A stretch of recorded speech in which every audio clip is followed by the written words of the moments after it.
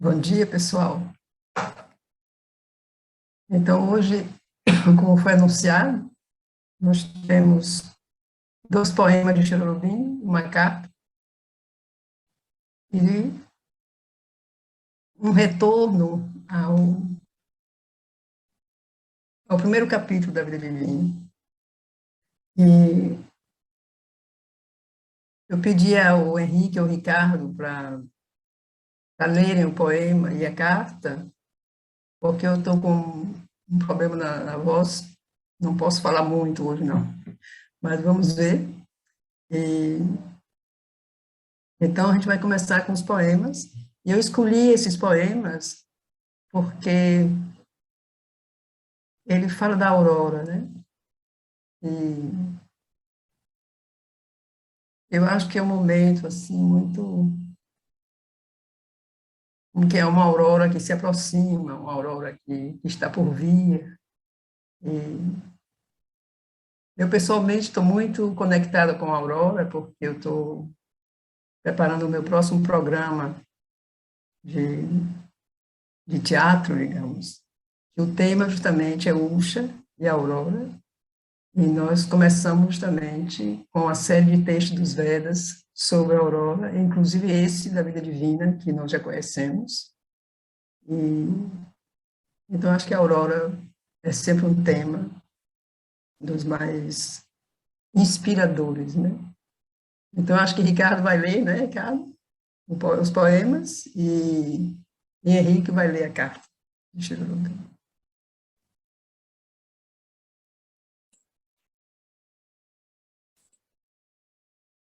Eu queria só complementar o que a Aramânia disse, falando que nestes dois fragmentos de poema que ela descobriu, por assim dizer, e trouxe, traduziu e trouxe para nós, Shri Aurobindo nos fala da possibilidade de percepção, de reconhecimento da presença, da onipresença do divino em tudo, e aqui particularmente na natureza manifestada, e como, a partir de um toque da graça interior, é possível o despertar para esta presença e o reconhecimento dela, sobretudo na forma de beleza. Então, é muito isso o que ele nos transmite nos dois poemas.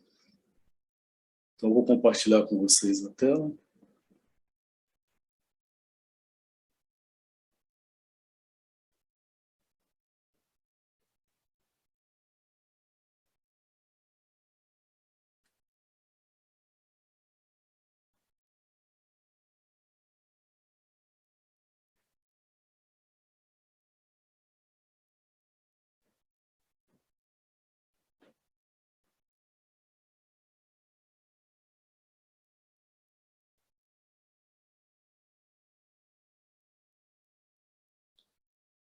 Em alguma vaga aurora, em alguma pálida tarde, como um gesto de luz, como um sonho de deleite, tu virás cada vez mais perto de mim. Em alguma vaga aurora, em alguma pálida tarde, como um gesto de luz, como um sonho de deleite, tu virás cada vez mais perto de mim.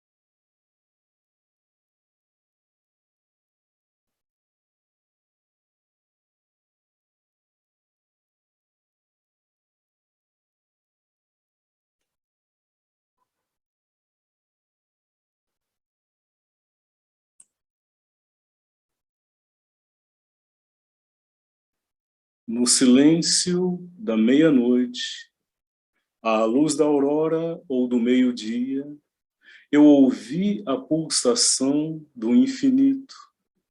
Eu vi as asas de sol dos serafins. Na solidão sem limites das montanhas, nas vagas sem encosta do oceano, algo se sente da vastidão de Deus, dos toques flutuantes do absoluto,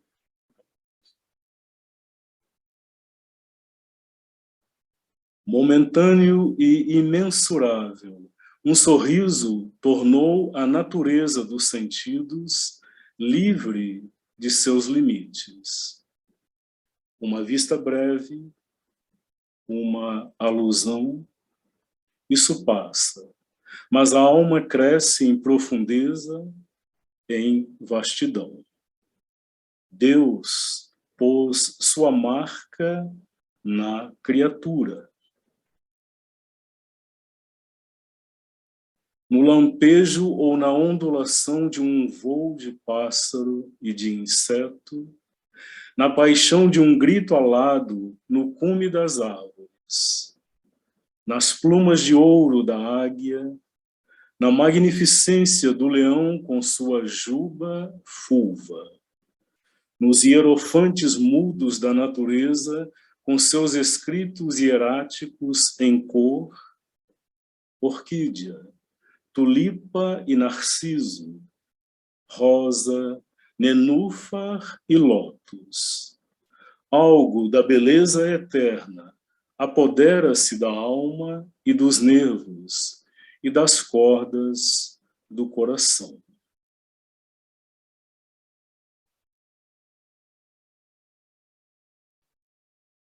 Então, o sinal de Deus que ele colocou na criatura pode tornar-se perceptível, visível. Então, ele nos dá uma sequência de imagens da presença do divino como beleza na natureza.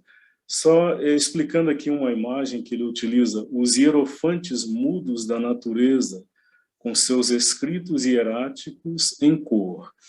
Aqui ele se refere às flores, que ele, na sequência, enumera. O hierofante é um sacerdote. Na tradição antiga do Egito, do Oriente, eram os sacerdotes dos mistérios. Aquele que fazia a intermediação entre o mistério e a consciência humana. Então, as flores seriam estes sacerdotes com seus escritos hieráticos em cor. Então, na sua forma, na sua cor, ela expressa como que um código deste mistério. Então, relendo essa passagem, no lampejo ou na ondulação de um voo de pássaro e de inseto, na paixão de um grito alado no cume das árvores, nas plumas de ouro da águia, na magnificência do leão com sua juba fulva, nos hierofantes mudos da natureza, com seus escritos hieráticos em cor, orquídea, tulipa e narciso, rosa, nenúfar e lótus. Algo da beleza eterna apodera-se da alma e dos nervos e das cordas do coração.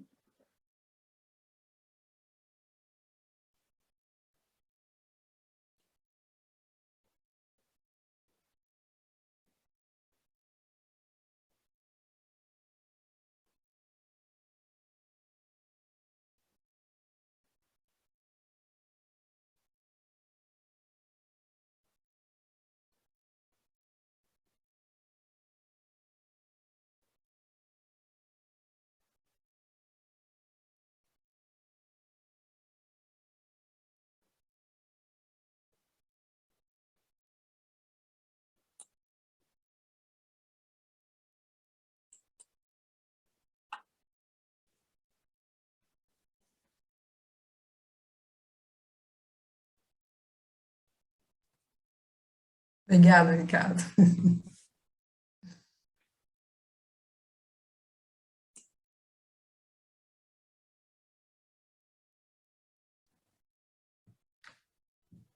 Então, essa é a carta. Tem uma carta também que eu pensei que vai muito no sentido daquilo que nós temos falado sempre aqui, né? A evolução, a involução.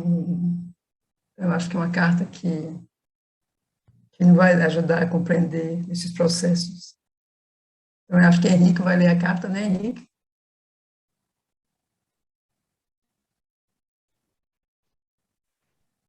Então, só lembrando que as cartas são cartas onde Sri Aurobindo responde para perguntas ou dúvidas de discípulos, né?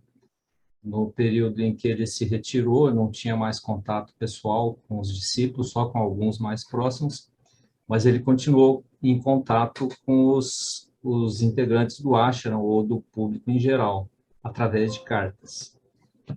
Então, essa é uma delas.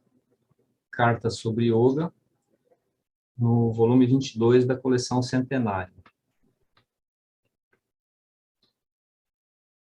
Tudo que você diz se reduz de um ponto de vista geral ao fato de que este é um mundo cuja evolução é lenta, no qual o ser humano emergiu a partir da besta e ainda não saiu disso, no qual a luz emergiu da escuridão e uma consciência superior emergiu de uma inconsciência, primeiro sem vida e depois em luta e confusa.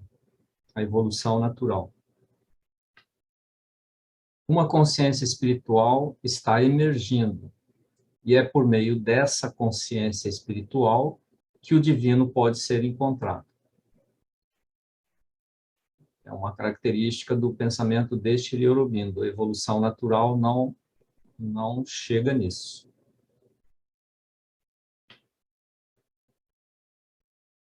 As religiões cheias de elementos vitais e mentais misturados, confusos e ignorantes, podem receber apenas vislumbres do divino.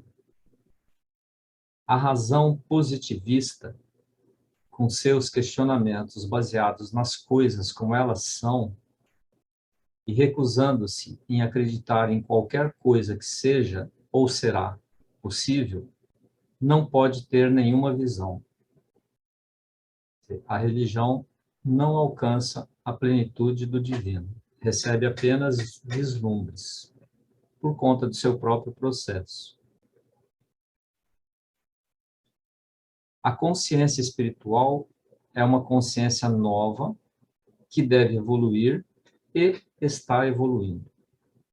É uma coisa que está surgindo na humanidade, mas que ainda não floresceu plenamente. Ela está evoluindo.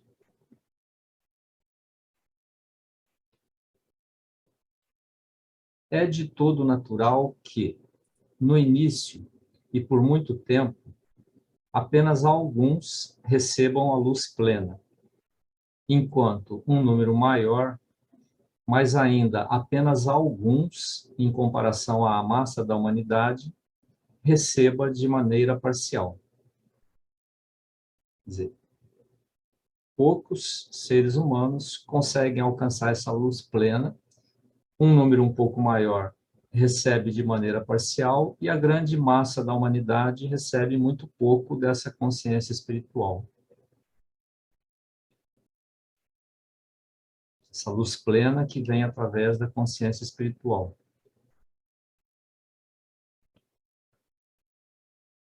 Mas o que foi ganho pela minoria pode, em certo estágio da evolução, ser completado e mais generalizado. E é isso que tentamos fazer.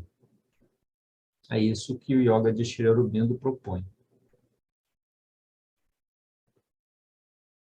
Porém, se essa maior consciência de luz, de paz e de alegria deve ser alcançada, não pode ser pela dúvida e pelo ceticismo, que podem somente retornar ao que já existe e dizer: é impossível.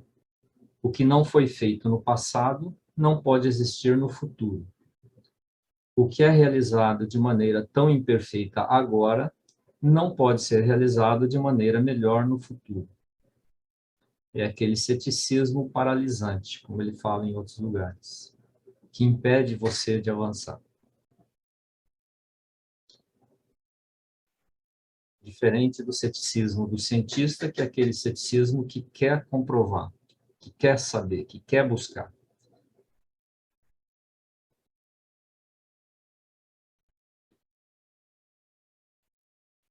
Uma fé, uma vontade, ou ao menos uma demanda e uma aspiração perseverantes são necessárias. Um sentimento que isso, e isso somente, pode me satisfazer, e um impulso em direção a isso que não cessará até que seja feito. Aí vem uma força muito grande impulsionando em direção a esse objetivo. Uma fé, uma vontade, uma demanda, uma aspiração perseverante.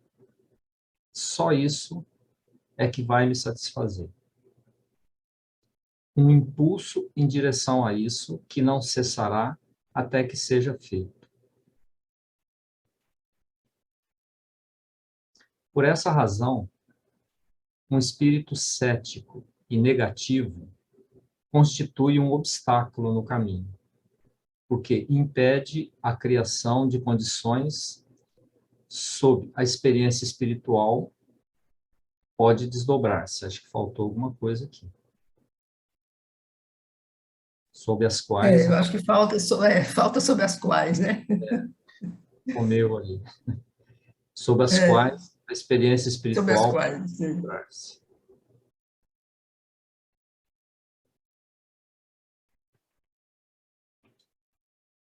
A gente não tem acesso à carta que ele está respondendo. Ele recebeu uma carta e está respondendo a essa carta. Mas, pelo que parece, algum discípulo cético, que não acredita na possibilidade de um novo passo na evolução. E ele responde assim, no meu entender, o centro da carta é que esse espírito cético negativo atrapalha. E eu resgato outro momento que ele fala do espírito do ceticismo positivo, que é aquele ceticismo que não acredita, mas que quer experienciar, quer passar pela experiência para acreditar. Que é um ceticismo que protege das fantasias, das ilusões. É um ceticismo que quer comprovar. É como a gente já falou aqui, para quem já leu o Evangelho segundo São Tomé, é um livro escrito por alguém que deu uma interpretação diferente da história de São Tomé. São Tomé queria ver para crer, não é? Queria tocar nas chagas de Cristo para ver se ele ressuscitou mesmo ou não. Mas nessa outra interpretação, São Tomé é um discípulo que queria ser como Cristo, não acreditar que Cristo era Deus, colocar no altar e ficar adorando, mas que entendeu a mensagem de Cristo e queria experienciar aquilo que Cristo experienciou. É um ceticismo positivo. Eu quero passar por isso. Eu vejo essa diferenciação. Aqui ele está falando do ceticismo negativo, que é aquele ceticismo que fecha as portas. Não acredito que isso seja possível e pronto, vou para outro lado.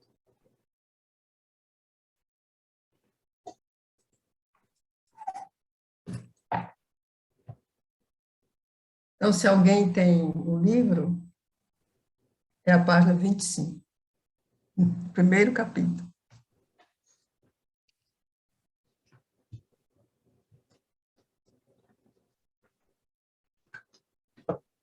Então, a coisa assim comum, eu diria de comum, não é bem a palavra, mas a coisa assim fundamental, né, de Cherubim,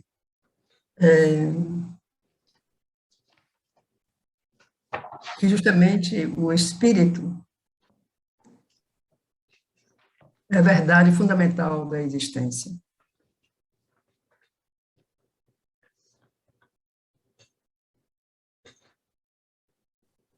Tudo que existe, tudo que nós somos, né, a vida, a mente, o corpo, são manifestação desse espírito. E, de fato, tudo que Sri Aurobindo escreveu é como que só confirma isso. Quer dizer, ele não deixou tanta coisa, né, Sri Aurobindo. Ele escreveu sobre praticamente tudo, né? Sim. Quando a gente pensa, por exemplo, no ciclo humano, o que ele está querendo nos mostrar justamente é essa unidade de tudo, é essa existência de trás de tudo, esse grande plano divino, né? E então isso é, digamos, a vida divina nos coloca diante disso como uma certeza plena, né? Como uma massa, né? Desse conhecimento, dessa unidade, dessa existência por trás de tudo.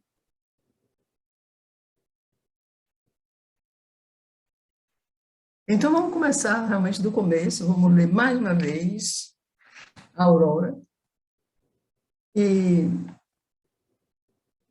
porque justamente nessa Aurora existe essa síntese, já com que está tudo dentro disso. Então, ela segue seu caminho em direção ao objetivo daqueles que vão além. Ela é a primeira na sucessão das auroras que estão chegando. Então, Usha se alarga, trazendo para fora aquele que está vivo, despertando alguém que estava morto. Então, tem um comentário que o Sri Aurobindo faz sobre justamente essa citação, quando ele fala realmente do senso poético dos rishis védicos. Então, ele diz que e aqui é pena, porque imagina já uma tradução em segunda versão, porque né, Sri Aurobindo traduz do sânscrito, e eu tentei traduzir de Sri Aurobindo. Então, já quer dizer, eu posso imaginar o poder que isso possa ter no original. E então, Sri Aurobindo ele diz como a força, né, desses versos é porque corresponde a uma experiência. E só quem teve essa experiência pode escrever com essa força, com essa claridade, com esse poder. E não é uma alegoria, não é uma imagem poética, mas é uma experiência. Então, Sri Aurobindo identifica isso e inclusive em conversas ou em algumas cartas, ele dá exemplos, né, de poemas que que correspondem à experiência e poemas que são imaginações ou outro tipo de relação com a natureza ou com a vida ou com si mesmo, mas que não tem essa força da experiência realmente do nível, digamos, espiritual ou de outros planos. Então, no caso aqui dessa citação dos Vedas, ele dá como exemplo de uma experiência, que é essa experiência que traz a força da citação. E, de fato, é isso que dá também a força da obra de Sri Aurobindo. Porque Sri Aurobindo não escreveu nada que não fosse a experiência dele. Tudo que ele escreveu é o que ele viveu. Então, ele viveu, e ele nem escreveu tudo, como ele disse, eu poderia escrever ainda, não sei, muito mais livros, né? Mas vamos ficar por aqui, porque já... Então, a força da experiência, quer dizer, isso ele insiste nisso. Então, qual é a sua amplidão? Quer dizer, a amplidão, quando ela se harmoniza com as auroras que brilharam antes e com aquelas que devem brilhar agora. Ela deseja as antigas manhãs cuja luz ela realiza. Projetando longe sua iluminação, ela entra em comunhão com as auroras que estão por vir. Então, se a gente pensa nisso, é como que a vida divina é isso. Cherubim, ele constrói isso nessa obra, porque ele harmoniza tudo, quer dizer, é como se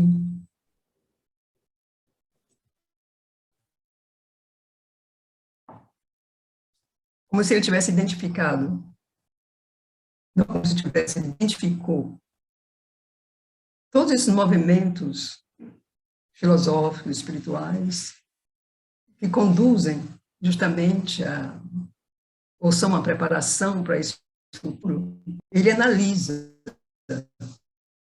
é incrível, bem um movimento, um trabalho filosófico, um estudo, a gente tem a impressão que ele é ainda mais claro do que a pessoa que concebeu aquele trabalho, né? Quer dizer, ele realmente aprofunda e ele vê mais além. Então, a vida divina traz isso. Então, quando fala assim que harmoniza, então, eu acho que é exatamente isso que o Cherubim faz na vida divina. Ele harmoniza. Porque a gente só pode harmonizar várias coisas, né? Se tem uma coisa só, não tem como harmonizar, né? Então, ele harmoniza. Ele analisa esses movimentos todos e harmoniza esses movimentos, porque põe cada coisa no seu lugar, e como cada coisa, como se poderia dizer, em relação à evolução, em relação ao seu desdobramento, em relação a toda a história da humanidade nessa aspiração. Então, isso é a grandeza e o poder, né, do que Cherubim escreve.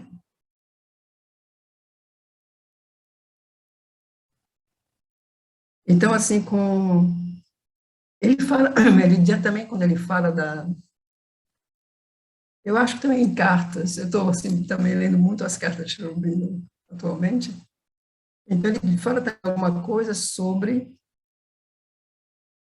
o tema que ele desenvolve. Então ele diz que a linguagem dele, não é que a linguagem é tão difícil, mas é aquilo de que ele fala, que é como que é diferente, é novo, é alguma coisa que a gente não está habituado a pensar nisso. Então, digamos que ele diz, se eu usasse essa linguagem para discutir a política do dia, o que acontece, as pessoas iam entender. Então, o que é difícil, o que faz essa coisa mais complexa, justamente, é de que é que ele está falando. Então, ele está falando, ele está tentando nos colocar em contato com planos que nós não estamos habituados. Não conhecem, não têm ideia. Então, ele está nos conduzindo a um novo conhecimento, ou a um desdobramento de um conhecimento que é eterno. Mas é o que ele, como se pode dizer, ele nos conduz a isso. Então, isso, segundo ele, é que faz, torna a coisa difícil, porque a nossa mente não está habituada a lidar com isso, porque não conhece.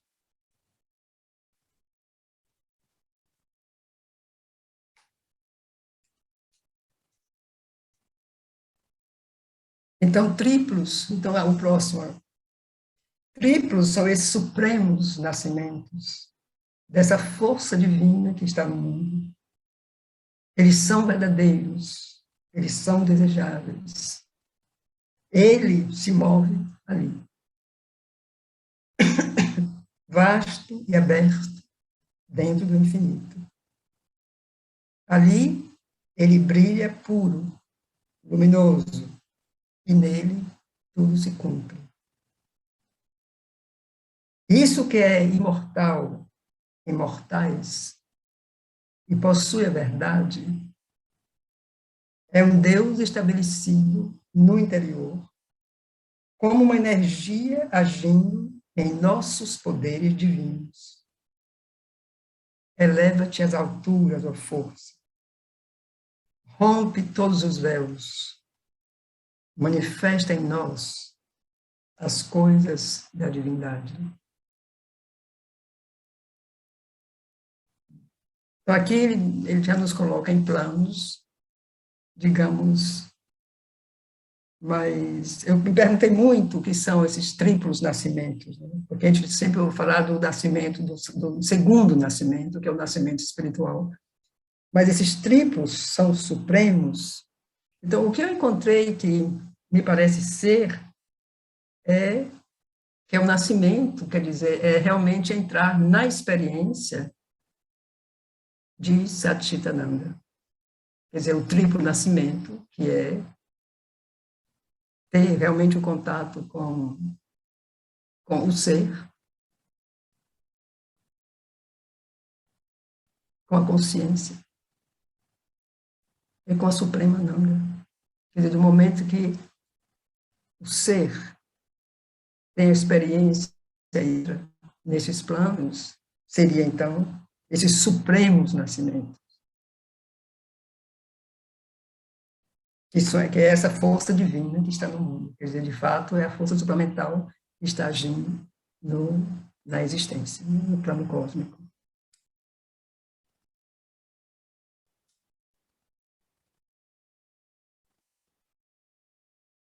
Mas também é muito poderoso também, essa passagem é muito poderosa, esse texto. Né? Então, assim, entrando no que Cherubim fala, então esse é o capítulo preferido de Ricardo, né, Ricardo?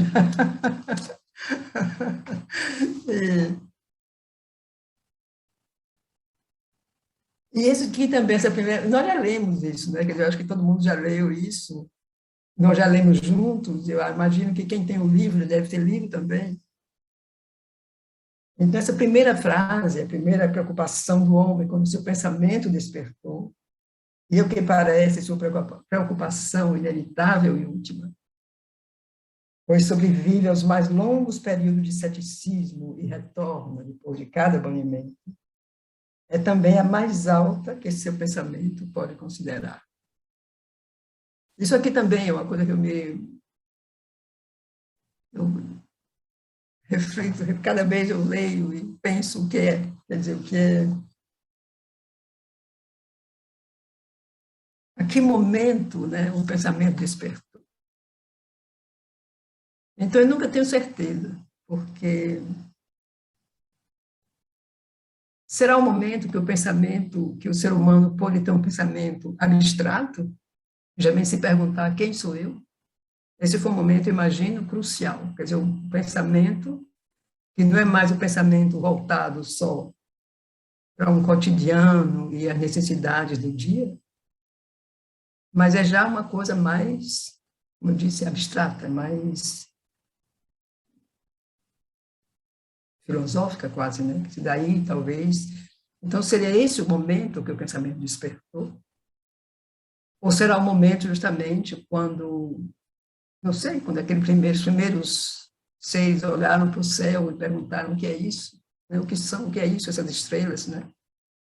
E não sei, quer dizer, assim, houve um momento que o pensamento começou e que o ser humano pode associar através do seu cérebro, do seu pensamento, do começo da sua inteligência, ele pode associar uma coisa com a outra, pode associar, não sei, um instrumento com a ação do instrumento, criar uma coisa. Então, isso para mim é ainda uma coisa que eu não ainda, não sei ainda. Bem, no caso aqui, a que momento o pensamento despertou? Né? Porque eu posso dizer também, ou nós podemos dizer, porque ele continua, então ela se manifesta, essa preocupação, no pressentimento da divindade, no impulso à perfeição, na busca da verdade pura e da beatitude sem mistura, no sentido de uma secreta imortalidade.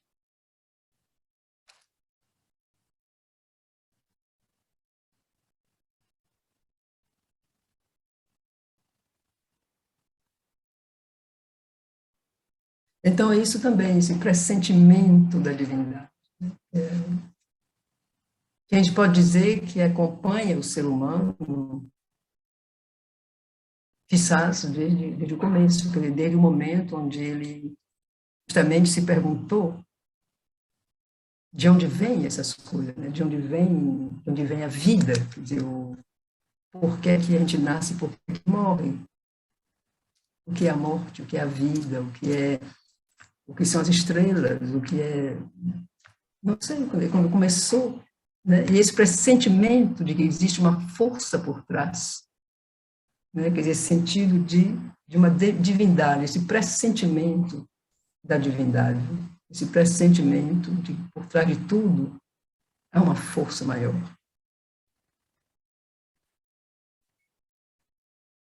Então, talvez esse pressentimento da divindade ele é a primeira coisa, porque o impulso à perfeição foi talvez também muito gradual, como fazer as coisas, como descobrir a perfeição, como melhorar as coisas. Isso foi um impulso de progresso assim muito grande, eu imagino, da humanidade. Essa necessidade de aperfeiçoar as coisas, de não estar satisfeito com as primeiras coisas que aparecem, mas esse sentido de melhorar, de aperfeiçoar, de ir mais além, é uma coisa que pertence muito à humanidade, né? Quer dizer, ao ser humano como um todo.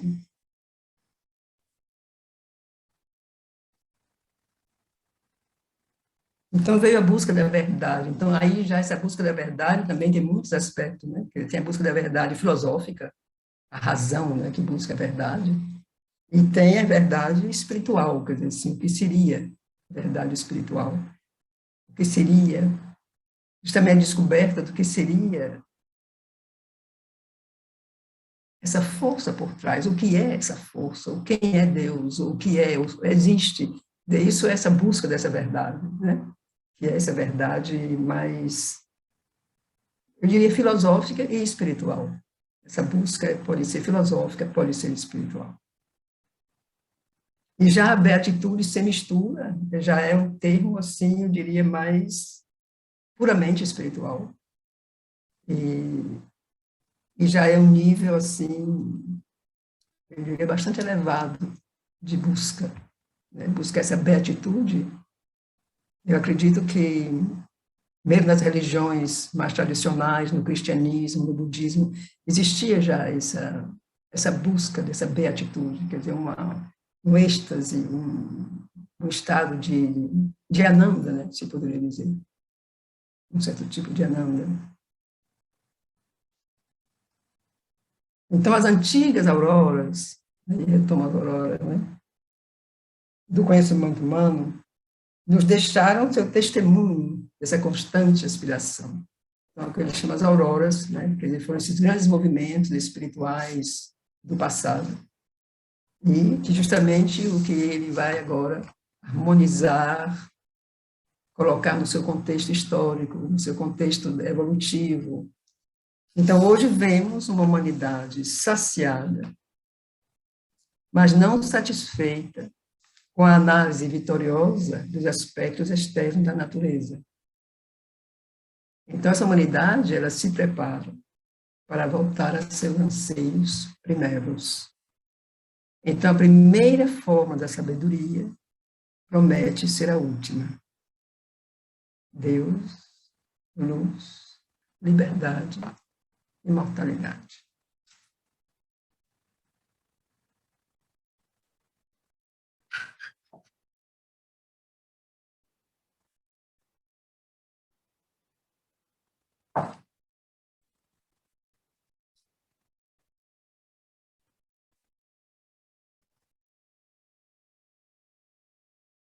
Então, é muito interessante, né? Porque isso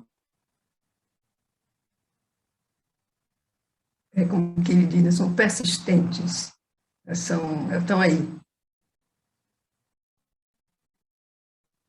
Mas parece uma contradição, porque nada do que a gente vive, nada do que nós vemos, confirma, né, isso.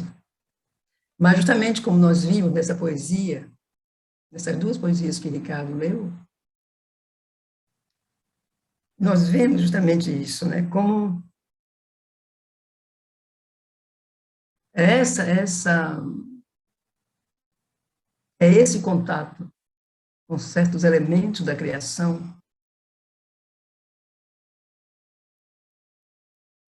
onde essa contradição, como que desaparece, né? É onde essa afirmação, porque é o momento, é o encontro da alma, né? Como diz essa poesia, como que Deus pôs a sua marca na, na alma, na nossa alma, né? Na alma do ser humano. Então, isso é muito interessante, porque nesse momento não há contradição. Quando você está diante do fato, da experiência, você tem uma espécie de, eu não diria de êxtase, mas uma espécie de delícia, de deleite no momento de beleza, diante de uma beleza, diante da natureza, o canto de um pássaro, de uma música. Tem um momento, pode ser um segundo, onde você tem essa experiência de uma totalidade. Então, isso não tem palavra, então isso não é a mente. Então, são essas coisas justamente que nos ajudam e que justificam e que confirmam justamente essa coisa mais alta, né? Então, essas ideias persistentes da espécie humana são, ao mesmo tempo, a contradição de sua experiência normal e a afirmação de experiências mais altas e mais profundas que são anormais para a humanidade e só podem ser obtidas em sua inteireza organizada por um esforço individual revolucionário ou um progresso evolutivo generalizado.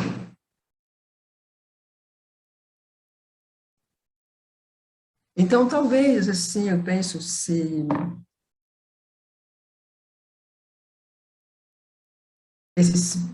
digamos, quando ele diz aqui, o esforço individual, eu imagino, são aqueles seres, né, individuais, assim, os indivíduos que tiveram realmente a experiência e que compartilham essa experiência. E que, como foi uma experiência, eles têm a força de manifestar, de conduzir, de convencer, né? Digamos, convencer entre aspas, né? Mas de conduzir, de convencer e de fazer caminhar. Então, o Cherubino ele diz isso, né? Quer dizer, no movimento evolutivo, como a gente viu também nessa carta, é esse fato que poucos têm a experiência, poucos fazem esse passo, mais tarde talvez mais alguns, mas é sempre, esse movimento evolutivo é sempre marcado por alguns poucos, que se tornam talvez líderes, que se tornam aqueles de vanguarda, né, que vão realmente na frente. Então, isso é uma coisa que é recorrente, que é comum, digamos, comum na evolução, né, nos movimentos. E a gente pode ver isso também nos movimentos na história humana, né? Nós temos isso, os grandes pensadores gregos, os grandes artistas e filósofos da Renascença, os grandes místicos, né, de todas as épocas, de todos os lugares, de todas as eras e épocas e regiões e países. Houve sempre esses líderes, né, essas pessoas que avançaram, que foram para frente, então, e que conduziam esse processo evolutivo a se generalizar. Então, se eu penso, por exemplo, aqui na Índia nós tivemos Vivekananda, que foi o grande discípulo, seguidor de Sri Ramakrishna, e todo mundo, acho que vocês todos conhecem a história de Ramakrishna, mas de Vivekananda. Mas Vivekananda tinha uma grande aspiração, um grande poder. Ele tinha uma grande força, né?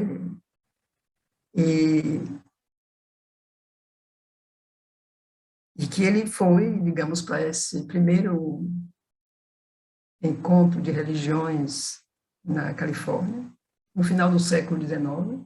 Ele foi sem nada, né? Vestido de swami, como ele se vestia, E ele, a primeira noite, parece que ele dormiu na rua, ele não sabia nada, ele não sabia nem onde era esse negócio, ele tinha que ir. E alguém também identificou ele, se identificou com a postura dele, com o ser dele, então levou ele para casa, enfim, ajudou ele, ele encontrou as pessoas que ele tinha que encontrar. E então, nesse encontro das religiões, ele não sei nem se ele estava inscrito, mas finalmente ele conseguiu falar. E ele realmente tinha um grande poder ele era um vibhuti, ele era realmente ele possuía uma força divina nele. E ele se dirige a esse público, irmãos e irmãs das Américas. E foi uma explosão de aplausos com essa frase. Isso foi no fim do século XIX, quer dizer, ninguém se considerava irmão de ninguém. Então, que ele usa isso, né, irmãos e irmãs das Américas. Ele se dirige ao público dessa maneira. Foi uma explosão assim, de aplauso, de reconhecimento. Então, ele ficou assim, muito conhecido. E a Vivekananda foi assim, que realmente foi um pioneiro, digamos, de levar ao Ocidente esse conhecimento da Índia. Ele foi um pioneiro, porque a partir daí ele realmente viajou muito, era convidado em todo lugar, e escreveu muito. E como ele tinha essa força, ele carregava esse carisma, esse poder nele, então ele foi um trabalho incrível, porque ele foi realmente uma ponte assim, entre a Índia, o conhecimento da Índia e o Ocidente. E morreu muito jovem, que ele deixou o corpo assim, muito jovem. E antes dos 40 anos, ele deixou. Mas eu digo isso assim, como exemplo de Sri Aurobindo diz, né? Quer dizer, como um indivíduo, quer dizer, assim, ele realmente carrega uma força, e essa força conduz. O que veio depois dele foi realmente uma série de coisas que abriram realmente as portas, digamos, para isso que acontece, né? Durante esse último século aconteceu esse encontro da Índia, do conhecimento da Índia com o Ocidente. Então, Vivekananda foi um dos pioneiros, digamos, dessa ação, em termos assim muito concretos, muito presentes, né? Muito físicos.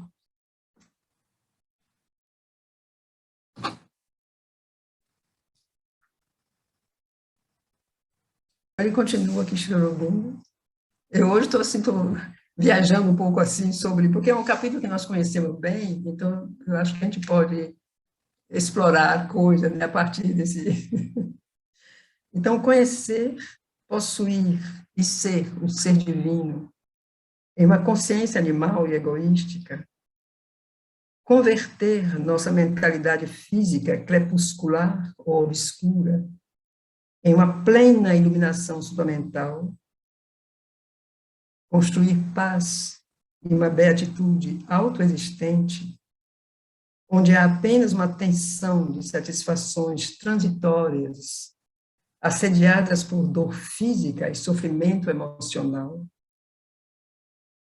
Estabelecer uma liberdade infinita em um mundo que se apresenta como um conjunto de necessidades mecânicas. Descobrir e realizar a vida imortal em um corpo sujeito à morte e à mutação constante. Isso é o que nos é oferecido como a manifestação de Deus na matéria e como objetivo da natureza em sua evolução terrestre.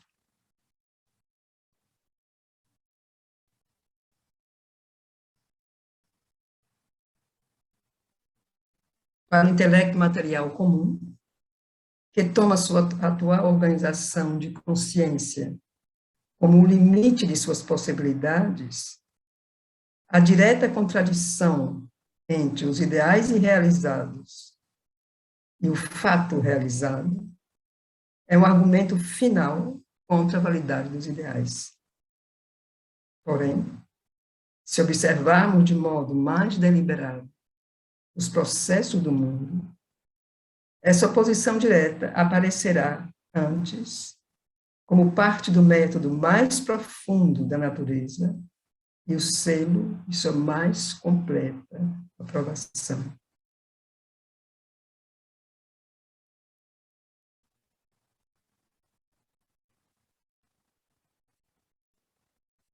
E aí nós retornamos àquela carta que o Henrique leu. Quer dizer, o que não foi feito até hoje não é possível fazer. Né? Quer dizer, isso é o que o Sr. Rubino explica a esse discípulo, porque isso também é uma coisa que faz parte da mente, da nossa mente mais simples, né? Da mente rudimentar, que não é possível, que não é possível, que não é possível. Quer dizer, essa grande força, né? Da dúvida, do ceticismo, da falta de fé, né? Da falta de fé. Que se não foi feito, não é possível, nunca foi feito até hoje, como é que vai ser feito agora? Então, isso que ele diz aqui, né? Quer dizer, entre esses ideais, né, que a gente considera, esses ideais justamente ligados àquilo que é Deus, luz, liberdade, imortalidade, quer dizer, em torno disso, Deus, luz, liberdade, imortalidade, digamos, tudo que a gente pode considerar mais superior, mais refinado no ser humano, é em torno disso que existe. Em torno dessa aspiração.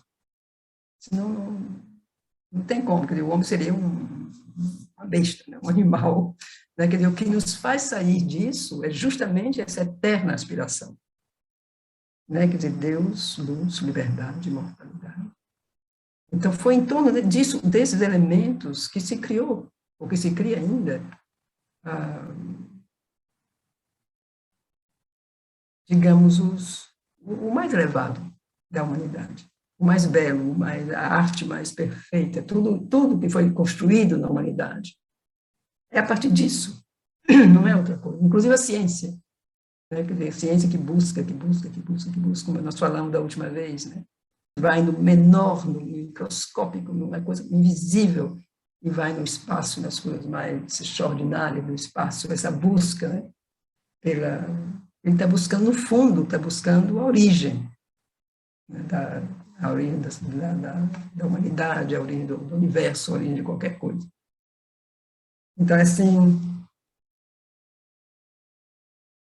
se observarmos de modo mais deliberado os processos do mundo, essa oposição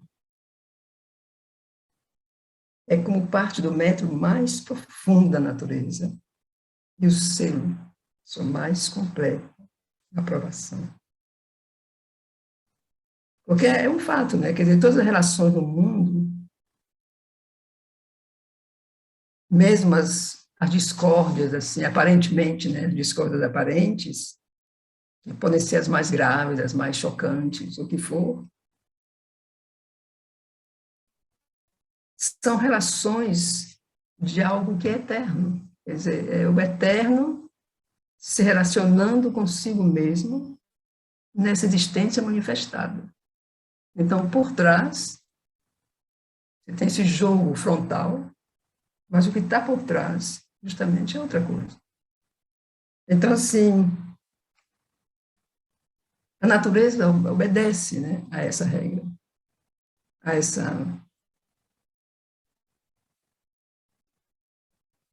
Não é que obedece, ela segue. Ela sabe que são as relações, né, entre uma mesma coisa, mesmo se aparentemente tão discordante, mas afinal o que está por trás é a unidade. Não tem como. E aí continua, pois os problemas da existência, todos, são essencialmente problemas de harmonia. Surgem da percepção de uma discórdia não resolvida e do instinto de um acordo ou unidade não descobertos. Então, o que a gente falou antes, né? Porque são relações discórdias e opostos, estão dentro dessa unidade. Então, é isso que, finalmente, essa percepção de uma discórdia não resolvida e um instinto de que há um acordo ou unidade que ainda não foi descoberto. Então, a humanidade não conseguiu ainda, como pode dizer, praticamente, concretamente,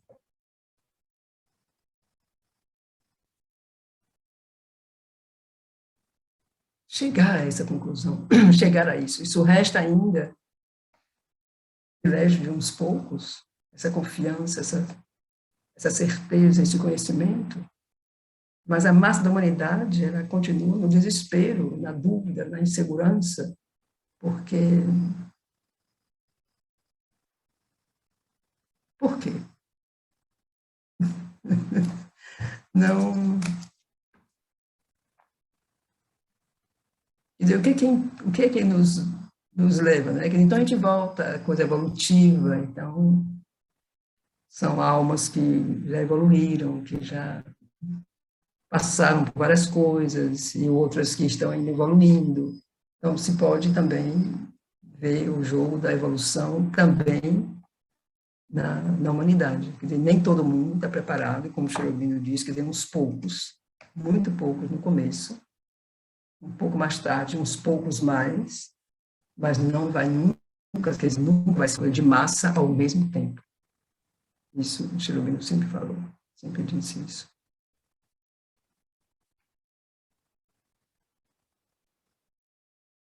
Para a natureza prática e mais animal do homem, é possível contentar-se com uma discórdia não resolvida. Mas isso é impossível para a sua mente completamente desperta. E, em geral, mesmo os seus lados práticos só escapam dessa necessidade comum ao excluir o problema ou ao aceitar um compromisso grosseiro, utilitário e não iluminado. Então, claro, para a natureza prática mas animal do homem, é possível contentar-se com uma discórdia não resolvida. Quer dizer, eu acho que ele nem pensa nisso, nem vê a discórdia, quer dizer, como se a discórdia... como, nós vemos isso muito hoje, eu acho, no mundo atual, né? Como que há esse esforço, né, pela unidade, se fala muito de unidade, se fala muito de unidade humana, de compreensão, existem instituições várias, né, buscando essa unidade, e por outro lado, uma grande massa que não vê, quer dizer, que vive com esse conflito faz parte do que eles são, da vida que eles conduzem, e é uma maneira de viver, quer dizer, se vive no conflito, quer dizer, então esse conflito também tem muitos níveis. Então você tem o conflito consigo mesmo, que eu acho que é o primeiro. Nós temos sempre uma espécie de debate, né, interior, e tanto que nós estamos na mente, então assim, nós temos sempre essas perguntas e respostas, né, interiores,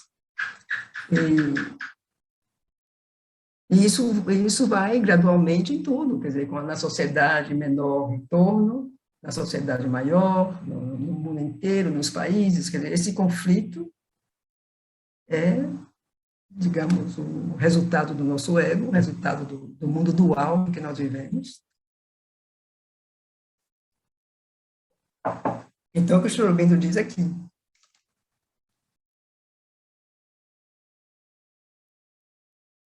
a natureza prática e mais animal do homem. Ele se contenta, ele pode se contentar com uma discórdia não resolvida. Quer dizer, a maioria nem se dá conta de que há uma discórdia não, de que se pode resolver a discórdia.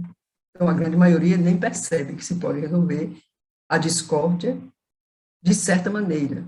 Então, se há uma discórdia, então vamos fazer uma guerra, né? Porque é uma discórdia. Mas talvez essa discórdia possa ser resolvida sem uma guerra. Não é sempre que precisa fazer uma guerra. A guerra pode também ser evitada. Mas, enfim, isso para as... Mas isso é impossível para a mente completamente desperta. Então, para quem tem já um mental já desperto, realmente atento e dinâmico, então, claro, não é possível, ele vê que não é possível, tem que haver uma solução, tem que se encontrar uma saída para o conflito, e que deve haver uma coisa que unifica, né? Então, o que existe hoje também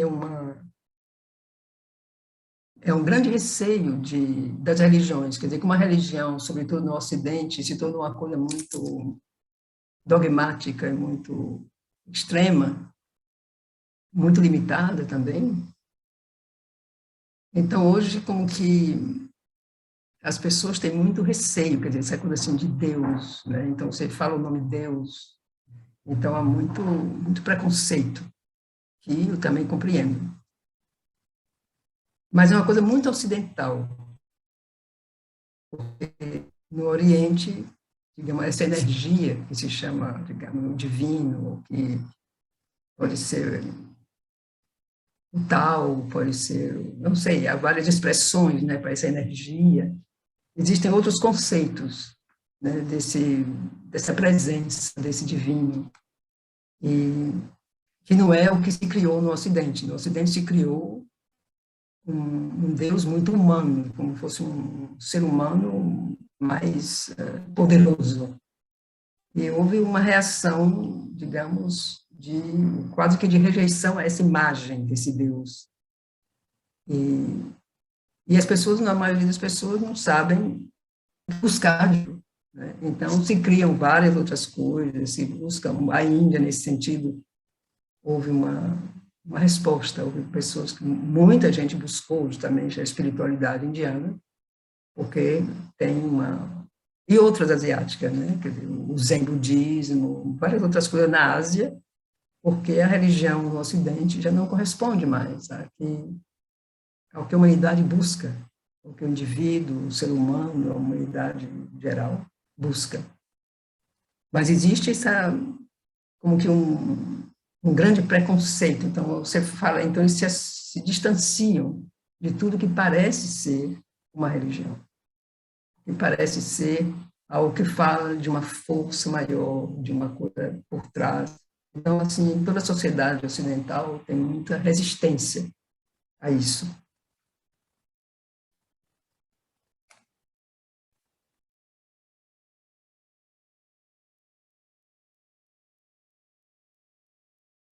Então, justamente, é possível para a sua mente completamente desperta, porque essa parte mais animal do homem é possível contentar-se com uma discórdia não resolvida, mas isso é impossível para a sua mente quando se desenvolve completamente, né? E, em geral, mesmo os seus lados práticos só escapam dessa necessidade comum ao excluir o problema ou a aceitar um compromisso grosseiro, utilitário e não iluminado. Sim, isso também é muito. Hoje a gente, num plano global, num plano assim mais internacional, nós vemos isso na política, muito compromisso, acordos, tentativas, né? Mas que ficam sempre nesse domínio superficial e que não solucionam nada. Não solucionam nada. Justamente porque são grosseiros, utilitários, não são iluminados. Mas, essencialmente, toda a natureza busca a harmonia. A vida e a matéria em sua própria esfera, assim como a mente no arranjo de suas percepções. Quanto maior a aparência de desordem dos materiais oferecidos ou a aparente disparidade, e mesmo a oposição irreconciliável dos elementos que devem ser utilizados, tanto mais forte é o estímulo, e este impele em direção a uma ordem mais sutil e poderosa do que resultaria normalmente de um esforço menos árduo.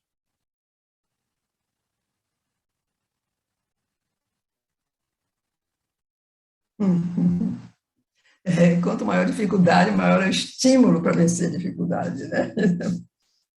Então, o acordo da vida ativa com o material de uma forma na qual a condição mesmo da atividade parece ser a inércia, é um problema de oposições que a natureza resolveu e busca sempre resolver melhor com estruturas ainda mais complexas.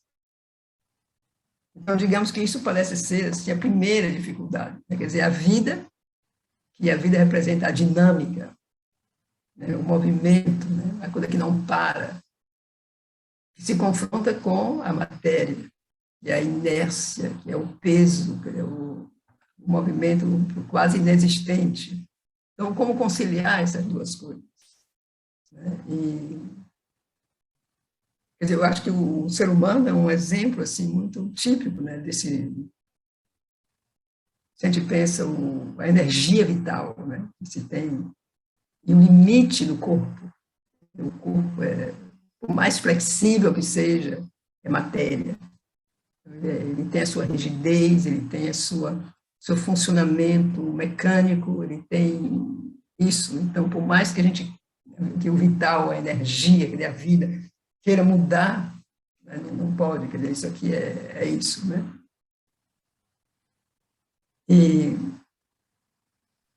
Então, esse parece ser a primeira dificuldade, né? Quer dizer, conciliar a dinâmica da vida com essa matéria que é pesada, inerte, que não quer mudar, né? Então, o que acontece?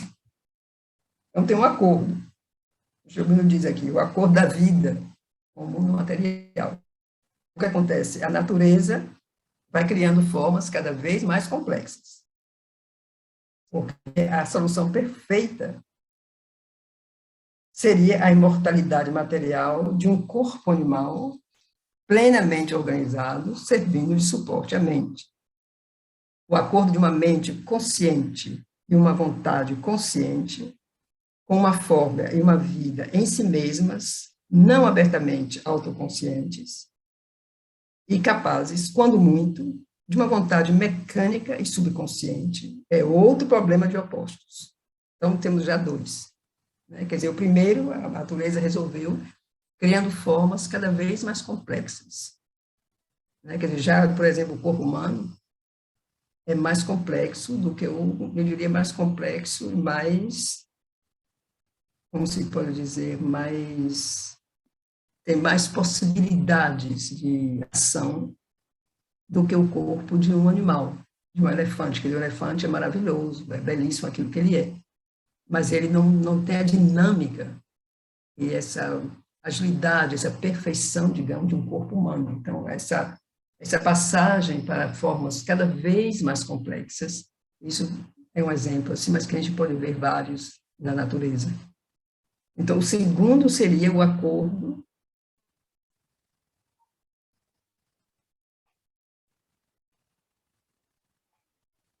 de uma mente consciente e uma vontade consciente, com uma forma e uma vida em si mesmas, não abertamente autoconscientes, e capazes, quando muito, de uma vontade mecânica e subconsciente. Então, isso é um outro problema de opostos. Quer dizer, a mente consciente, a vontade consciente, com uma forma e uma vida que não são abertamente autoconscientes em si mesmas. Então, a natureza fez o quê? Então, a natureza produziu resultados surpreendentes.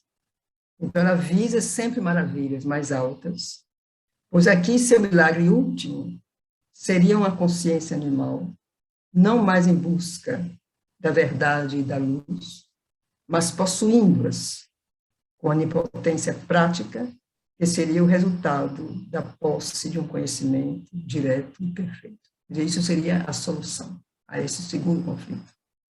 Então, o impulso ascendente do ser humano em direção à harmonização de opostos ainda mais altos é não apenas racional em si, mas é a conclusão lógica de uma norma e um esforço que parecem ser um método fundamental da natureza e o próprio sentido de seu labor universal. Então, dessas duas coisas que são aparentemente opostas, que fala aqui, a vida na matéria, quer dizer, a vida e a matéria, e a natureza que busca formas cada vez mais complexas. Então, se fala muito, quer dizer, o que seria o corpo humano transformado. Então, quizás, já aqui, quando ele diz isso, né, estruturas ainda mais complexas em tudo. E a mesma coisa aqui. Então, o acordo dessa mente consciente, a vontade consciente, com uma forma, uma vida que não são abertamente autoconscientes, então, ela visa sempre maravilhas mais altas, porque seu milagre último seria uma consciência animal, não mais em busca da verdade e da luz, não mais em busca, mas possuindo-as com onipotência prática, que seria o resultado da posse de um conhecimento direto e perfeito. Então, a forma que é cada vez mais flexível, né, e mais perfeita e mais complexa, também, no caso aqui da mente consciente, a posse do conhecimento direto e perfeito. Então, ele continua. Então, o impulso ascendente do ser humano em direção à harmonização de opostos ainda mais altos é não apenas racional em si, mas é a conclusão lógica de uma norma e um esforço que parecem ser um método fundamental da natureza e o próprio sentido de seu labor universal.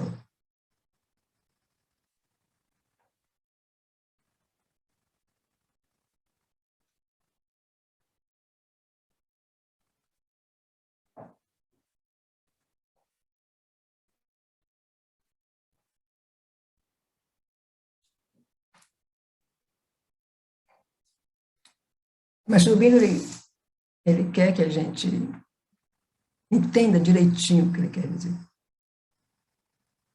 Então, ele vai, como é que eu diria, puxando um fio, assim, para ir nos conduzindo a uma compreensão cada vez mais ampla, mais vasta, né, mais clara.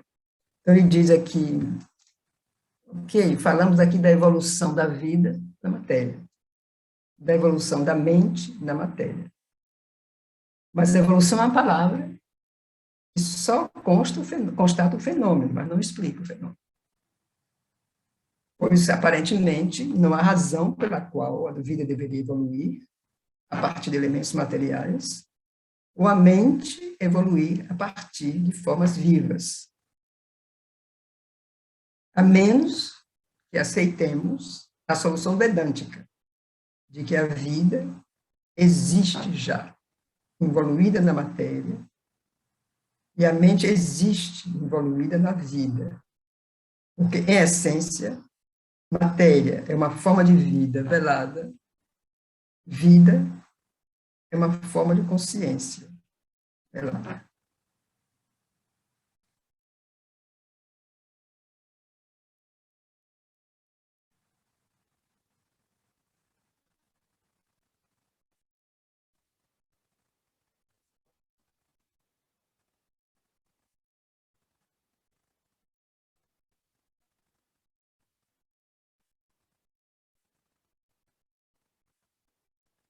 É curioso, porque isso, assim,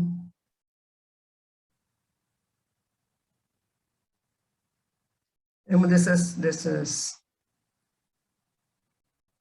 afirmações grandes, assim, descobertas, afirmações, assim, poderosas, que a gente lê e parece tão claro, tão inevitável, quer dizer, é isso, não há como questionar. Mas, ao mesmo tempo, é como se essa aceitação, é como se ela teria que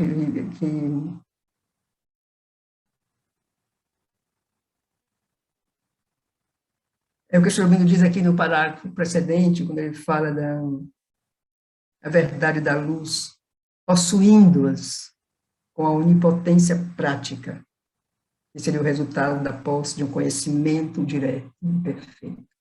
Então, é como se esses elementos que o Sr. nos apresenta, eles teriam que se transformar em nós, né, nesse conhecimento direto, perfeito. É como se a gente teria que possuir esse conhecimento. Não mais com a mente que a gente lê, acredita e sabe que é verdade, né?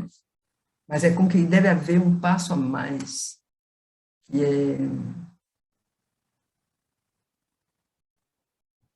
não é mais a mente que sabe, é a própria vida, quer dizer, a gente, é como que tudo sabe que é isso. É possuir esse conhecimento.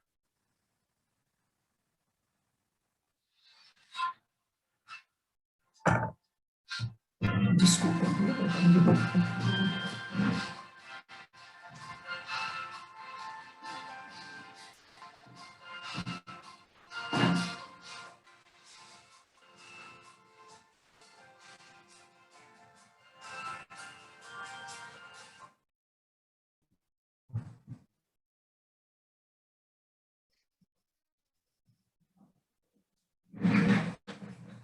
Desculpa, esqueci. Obrigada.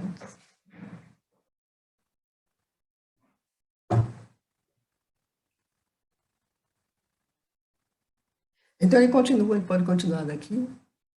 E então parece haver pouca objeção para um passo a mais nessa sequência. E para admitir que a própria consciência mental pode ser uma forma e um véu de estados superiores que estão além da mente.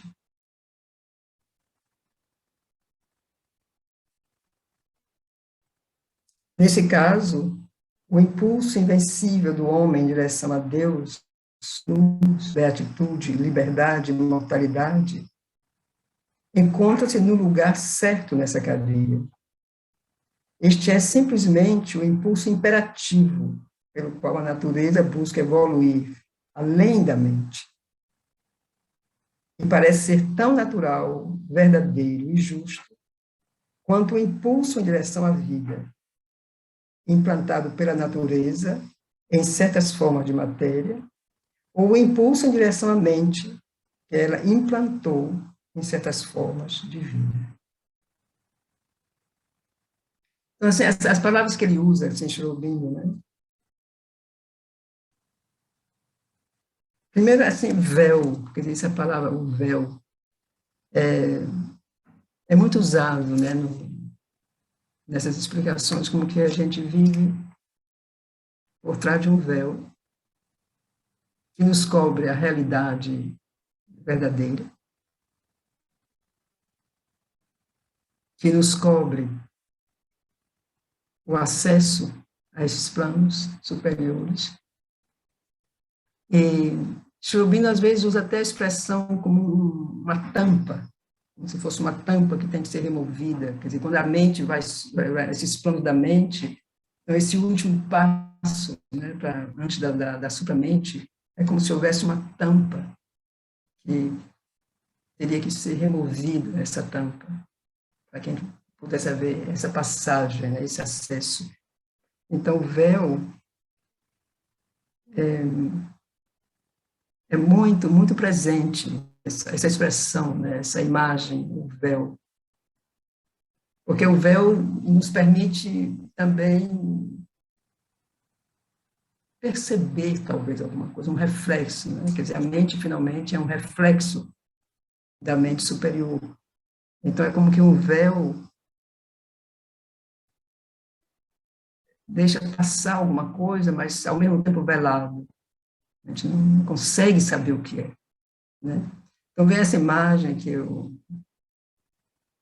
Satprema usa, às vezes, é como uma palavra esquecida, quando a gente está conversando, aí vem uma palavra que você diz, mas está na ponta da língua, você sabe, mas a palavra não sai, a palavra não vem. Então, é como se a gente sabe que tem isso, né? Mas o véu nos permite ver através. Então, o trabalho evolutivo, o trabalho de crescimento é justamente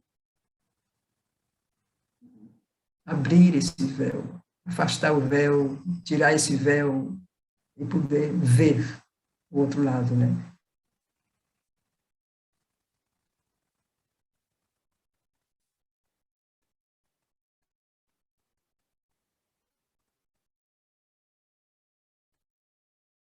E quando a gente lê isso, assim, realmente parece tão, tão lógico, que se houve realmente esse impulso, que a natureza justamente impulsionou a matéria com a vida, né? Quer dizer, a vida penetrou na matéria e começou os elementos, né, do movimento e da vida, né? E depois disso a mente. Então, é claro que a partir disso vai vir outra coisa. Então, essa evolução que o Shirobinho nos indica, nos mostra, como ele diz, é não apenas racional, mas uma conclusão lógica. E aí vem a evolução. Ele continua. Aqui como lá, o impulso existe de mais ou menos obscuros nos diferentes recipientes da natureza, com o poder de sua vontade de ser, ascendendo os degraus cada vez mais altos da escala. Aqui como lá, a natureza evolui gradualmente e é destinada a desenvolver de modo total os órgãos e as faculdades necessárias. Assim como o impulso em direção à mente estende-se desde as reações mais sensitivas da vida no mineral e na planta, até chegar à sua completa organização no ser humano, assim também há no ser humano a mesma série ascendente, a preparação, ao menos, de uma vida superior e divina. O animal é um laboratório vivo, no qual, assim foi dito, a natureza elaborou o homem. O próprio homem, o ser humano, pode bem ser um laboratório vivo e pensante, no qual, e com a colaboração consciente do qual, ela quer elaborar o supra-homem, o Deus. Ou não poderíamos dizer, então, manifestar Deus? Pois se a evolução é a manifestação progressiva pela natureza daquilo que nela, evoluído, dormia ou trabalhava, é também a realização manifesta daquilo que a natureza secretamente é. Não podemos, então, impor-lhe uma pausa em um dado estágio de sua evolução, nem temos com o religioso o direito de condenar como incorreto e pretensioso, ou então com o racionalista, de julgar como uma doença ou alucinação, toda a intenção que ela demonstre, todo esforço que possa fazer para ir além.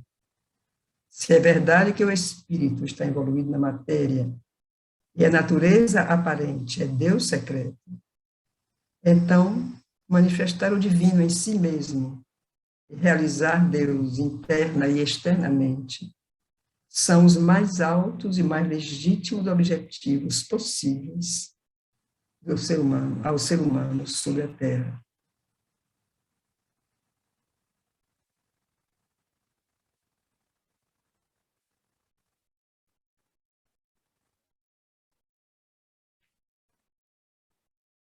Assim, o eterno paradoxo e a eterna verdade de uma vida divina em um corpo animal, de uma aspiração à realidade imortal, habitando a moradia mortal, de uma consciência única e universal que representa a si mesma em mentes limitadas e egos divididos, de um ser transcendente, indefinível, sem tempo e sem espaço, que ele só torna possíveis tempo e espaço e cosmos. E em tudo isso, de uma verdade mais alta, realizável pelo termo mais baixo, tudo isso se justifica diante da razão ponderadora, assim como diante do instinto da intuição, ou da intuição persistente da humanidade.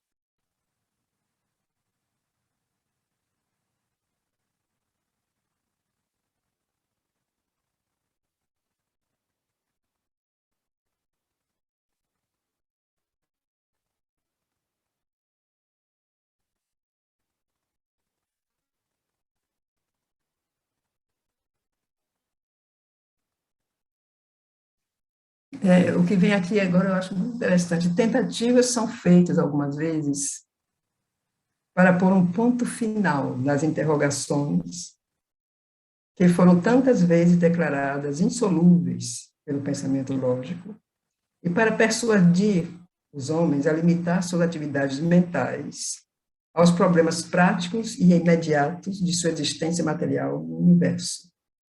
Mas tais evasões nunca são permanentes em seu efeito. A humanidade retorna dessas tentativas com um impulso mais veemente de investigação ou uma fome mais violenta por uma solução imediata. São os grandes ciclos, né, da evolução, os grandes ciclos das civilizações, das sociedades. Dessa fome, aproveita-se o misticismo e surgem novas religiões para substituir as velhas, que foram destruídas ou despidas de significado por um ceticismo que em si mesmo não pode satisfazer. Pois, embora seu interesse fosse a investigação, ele não queria investigar o suficiente. A tentativa de negar ou sufocar uma verdade, por ser ainda obscura em suas manifestações externas, e representada muitas vezes por uma superstição obscurantista ou uma fé grosseira, é em si uma forma de obscurantismo. A vontade de escapar de uma necessidade cósmica, por ser árdua, difícil de justificar em resultados imediatos e tangíveis. Aqui eu chamo a atenção, ele diz necessidade cósmica. Não é outra coisa, a necessidade, essa evolução é uma necessidade cósmica.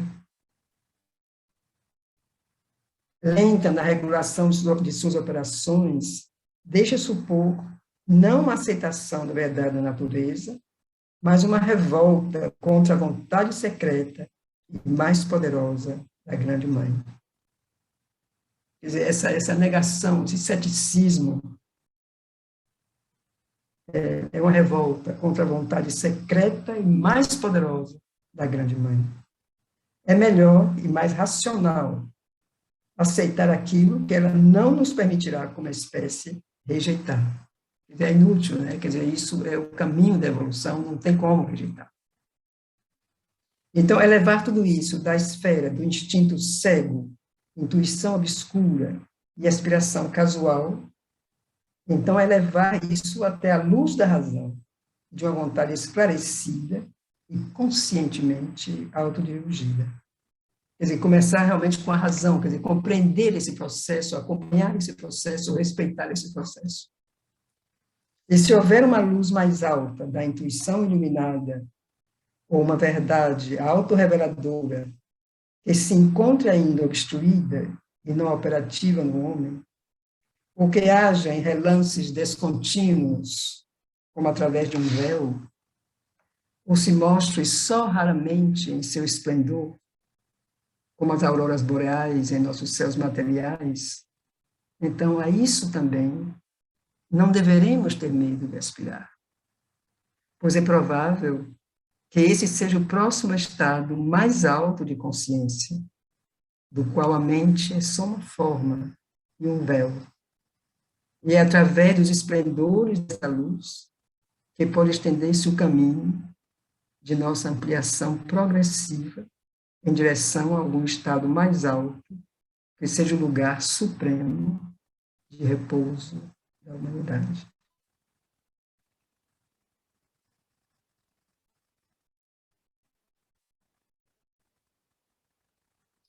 Então, eu acho que nós vamos ver isso mais adiante, ou quando chegar nesses capítulos, quando a síntese, essa percepção de que essa existência única que Cherubim retorna sempre, não é uma abstração, quer dizer, é um ser consciente.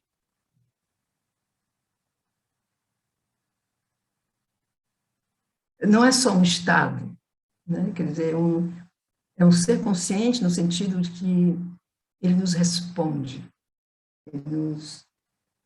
ele vem ao nosso encontro quando a gente busca. E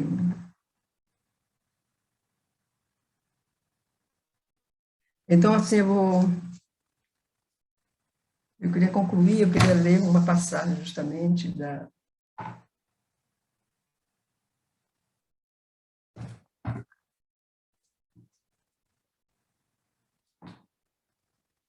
síntese.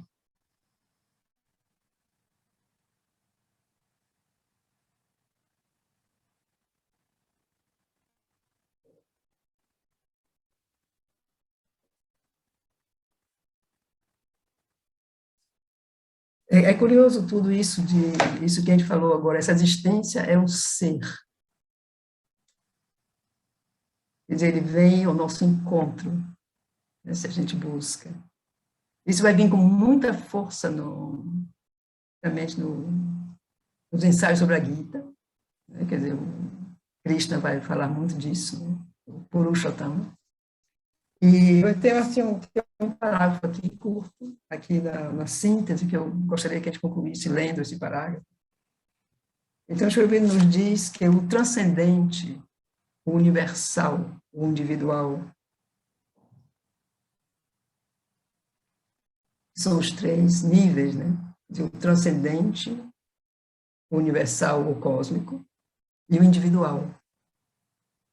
São os três poderes que formam a abóbada, a base e a substância da inteira manifestação. Então, essa é a primeira das trindades. Então, no desdobramento da consciência, também, esses são os três termos basilares, e nenhum deles pode ser negligenciado, se quisermos ter a experiência da verdade total da existência. Então, quando saímos do individual, despertamos uma consciência cósmica mais vasta e mais livre. Mas quando saímos do universal também, com suas complexidades de formas e poderes, devemos emergir por uma superação de si ainda maior, em uma consciência sem limites, que tem sua base no absoluto. Então, foi assim o que a gente acabou de ler aqui também na Vida Divina, né? Essa ascensão, esse crescimento. E nessa ascensão, na verdade, nós não abolimos o que deixamos para trás, o que parece que deixamos para trás, mas levamos conosco e transfiguramos. Pois há uma altura em que os três poderes vivem eternamente um no outro. Nesse cume, eles estão juntos beatificamente pelo laço de sua unidade harmoniosa.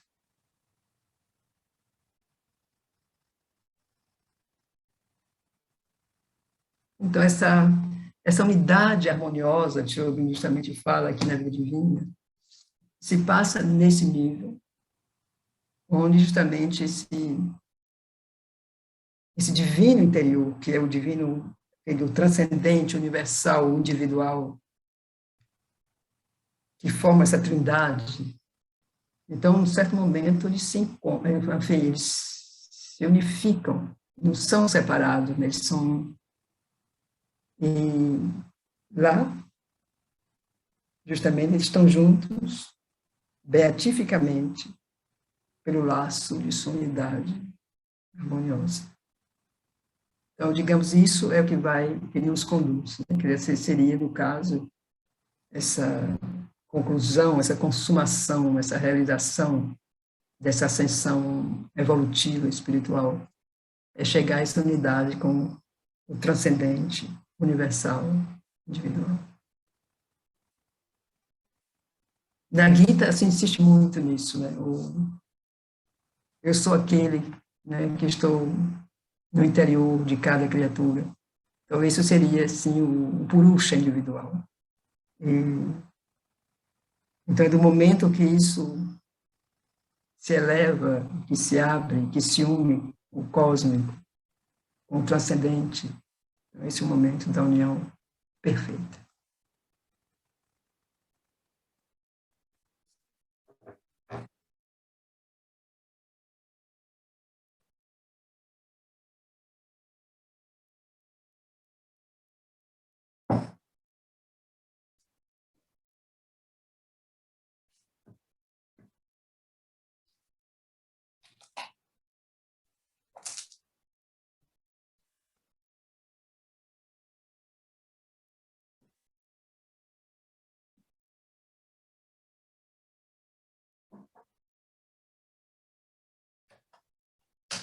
Eu não sei se tem alguma pergunta aqui, ou se alguém...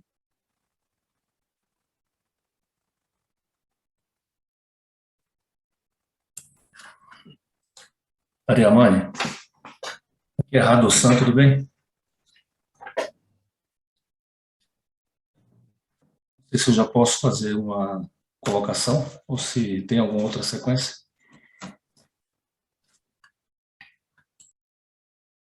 Você está fazendo uma pergunta? Eu gostaria só Qual foi a pergunta?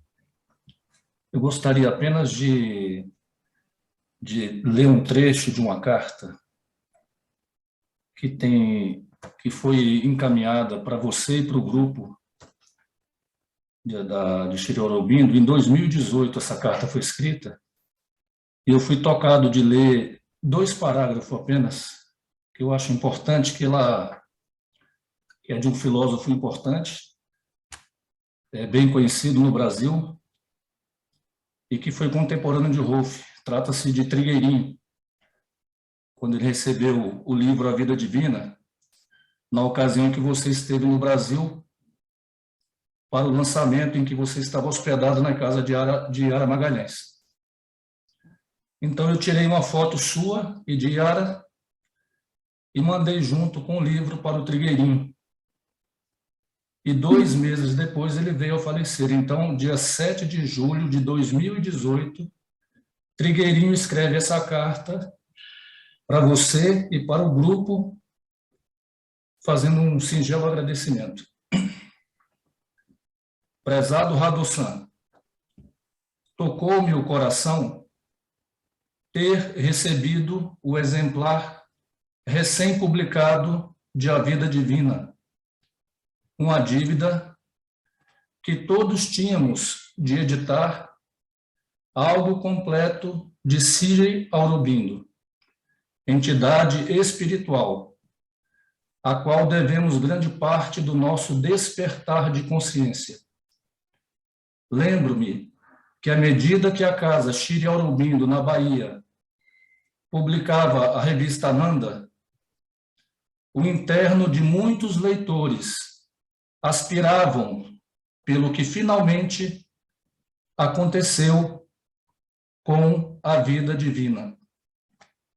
Não sei se seria pedir muito, mas quem sabe se esse mesmo grupo de doadores excepcionais um dia poderia nos proporcionar a versão em português de Savitri, já que com tanto cuidado e perfeição honraram a vida divina com essa apresentação.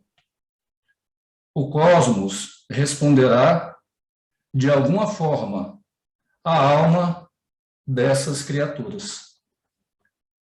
Peço-lhe o favor de transmitir a Ariamane meus agradecimentos e minha admiração pela tradução que fez, que me pareceu digna de obra tão especial.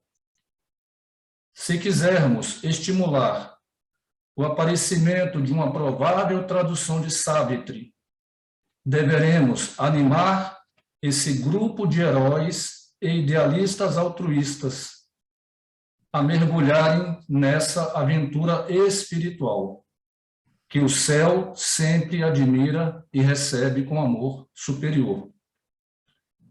Meu profundo agradecimento e admiração pela tarefa realizada. Ela concordaria em enfrentar a epopeia editorial de Savitri? Esperamos que sim. Quem sabe, o próprio Ashram poderia colaborar em alguma coisa, já que o idioma português é conhecido nos 2 países que o falam, e que é também bem recebido pelos grupos de estudos dos países latino-americanos. Finalizando, devo dizer-lhe que já vi pelo computador as fotos de Yara e de Ariamane, que irradiam ternura e tranquilidade. O planeta Terra e sua humanidade de superfície necessitam muito de manifestações como essas que essas irmãs dispõem. Fraternalmente, seu irmão Trigueirinho. Ele escreveu essa carta 2 meses e 8 dias antes de falecer. Ele faleceu dia 15 de outubro de 2018 e ele escreveu a carta em 7 de julho de 2018. Eu senti no coração dizer isso porque essa carta é o meu marcador de livro e eu esperei 3 anos para ler para vocês. Então, agradeço a oportunidade. Obrigado, muito obrigado. Assim, obrigado.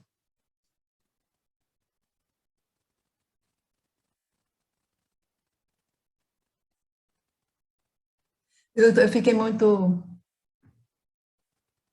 posso dizer, feliz, assim, que Trigueirinho recebeu esse livro antes de deixar o corpo. Para mim foi muito bom que ele recebeu esse livro.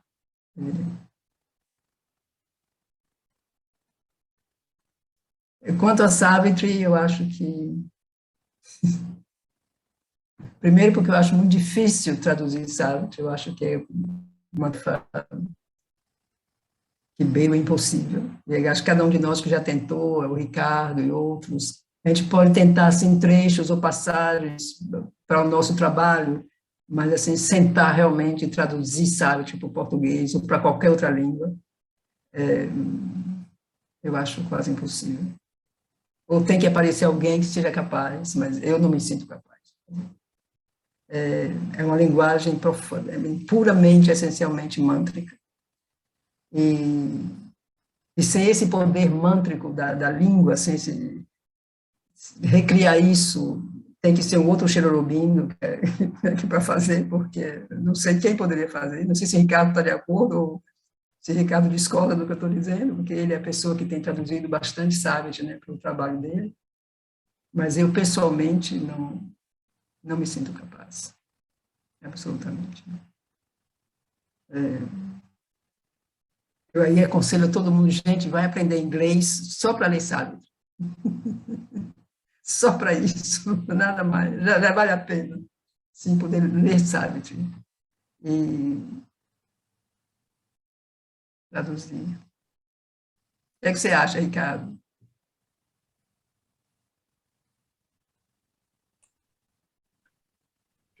O que nós temos feito é uma tentativa de trazer alguma noção do que seja Savitri. Eu acho que isso desde sempre, desde quando Rolf publicou algumas seleções de Savitri, ou quando foi feita aquela publicação, né, de Savitri, a partir de uma seleção que ele fez para uma apresentação de dança que gerou, então, a nossa publicação de Savitri. Desde sempre, eu acho que se teve a consciência de que isso seria só como que uma tentativa de oferecer assim, uma sombra, um reflexo pálido do que é o original, para aqueles que, por algum motivo, não têm ainda acesso ao original. Então, continua sendo essa a motivação de trazermos aqui seleções de Savitri, né? A tentativa de... Ou é como você disse, alguém transpor para uma outra língua o que está concentrado, o que ele fez através da língua original na qual escreveu, que é o inglês, teria que ser o próprio Xerorobindo escrevendo em português, ou seja, alguém que pudesse verter aquela experiência numa forma que no português tivesse a mesma força, né? Então, de qualquer maneira, eu acho que continua sendo válido. Não sei se a tradução integral e depois uma eventual publicação disso como um livro, eu não sei, mas continua sendo válido, né, o trazer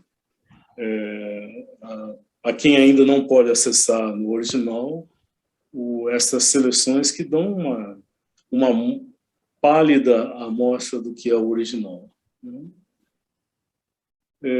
Como um projeto individual, pessoal, vale, continua sendo muito válido, é um aprendizado, é um crescimento. A tradução, se isso deveria um dia se tornar uma publicação, aí é uma outra questão, acho que ainda não é.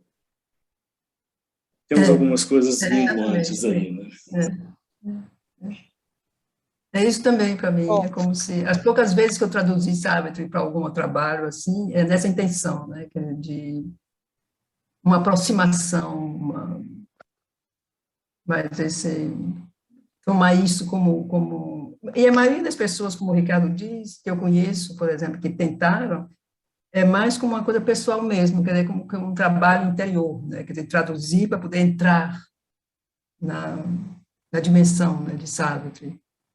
E quizás um dia vai aparecer alguém que, justamente nessa imersão, consegue se identificar tão profundamente que consiga reproduzir